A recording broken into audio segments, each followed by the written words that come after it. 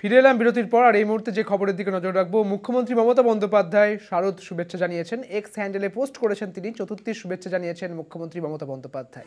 মুখ্যমন্ত্রী মমতা বন্দ্যোপাধ্যায় শারদ শুভেচ্ছা জানিয়েছেন। আপনারা জানেন যে মুখ্যমন্ত্রী শারদ শুভেচ্ছা এক্স হ্যান্ডেলে চতুর্থীর শুভেচ্ছা মুখ্যমন্ত্রী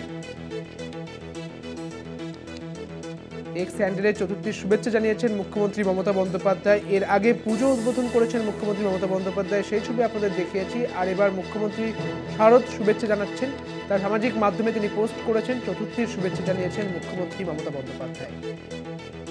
আর কটা দিনের অপেক্ষা বলা চলে, এবং তারপরেই একেবারে দুর্গাপুজো, এবং দুর্গাপুজো উপলক্ষে শারদ শুভেচ্ছা জানিয়েছেন মুখ্যমন্ত্রী মমতা বন্দ্যোপাধ্যায়, চতুর্থীর শুভেচ্ছা জানিয়েছেন মুখ্যমন্ত্রী।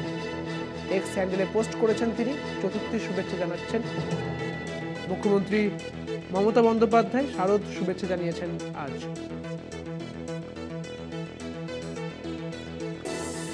এর আগে মুখ্যমন্ত্রী মমতা বন্দ্যোপাধ্যায়কে মহালয়া থেকে আমরা দেখেছি যে উদ্বোধন করতে, এবং যদিও বলা হয়েছিল এটি পুজো উদ্বোধন নয়, শারদ উৎসবের উদ্বোধন। আরও বিস্তারিত জানবো, আমাদের সঙ্গে রয়েছেন আমাদের প্রতিনিধি দেবাশিস সেনগুপ্ত। দেবাশিস, মুখ্যমন্ত্রীর পক্ষ থেকে শুভেচ্ছা জানানো হয়েছে, শারদ শুভেচ্ছা জানিয়েছেন, কি বলেছেন?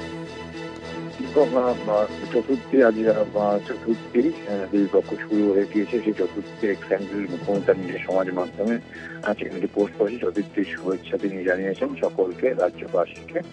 পাশাপাশি তিনি বারবার যেটা বলে এসেছেন যে ধর্ম যার যার, উৎসব সবার, এবং এই উৎসব যাতে মানুষ আরো ভালো মতো পালন করতে পারে সেটি যেমন প্রত্যেকটা রাজ্য সরকারের প্রতিটি বিভাগকে সেভাবে বলা আসে, পুলিশ প্রশাসন যাতে প্রত্যেকের সেভাবে নজরদারি করতে পারে, সমস্ত পুজো উদ্যোক্তারা যাতে ভালো মতো এই পুজোর উৎসবটা করতে পারে, তার জন্য কিন্তু রাজ্য সরকারের পক্ষ থেকে অনুদানের ব্যবস্থা করা হয়েছে। সব মিলিয়ে এই বাঙালির এই উৎসব সব যাতে মানে ভালো মতো পালন করতে পারে সে ব্যাপারে কিন্তু মুখ্যমন্ত্রী যেমন নিজে উদ্যোগ নিয়েছে, পাশাপাশি তুমি জানে যে পরে পুজোর পরে কিন্তু কার্নিভাল তার ব্যবস্থাও কিন্তু রয়েছে, অর্থাৎ সেখানে মানুষ এতে উৎসবের মাতোয়ারা উঠতে পারে। মুখ্যমন্ত্রী কিন্তু সে ব্যাপারে নজর দিয়ে আসেন, এবং তিনি শারদ শুভেচ্ছা হিসাবে তিনি চতুর্থের শুভেচ্ছা আজকে তিনি এক্স মাধ্যমে পোস্ট করেছেন, করে শুভেচ্ছা জানিয়েছেন প্রত্যেককে।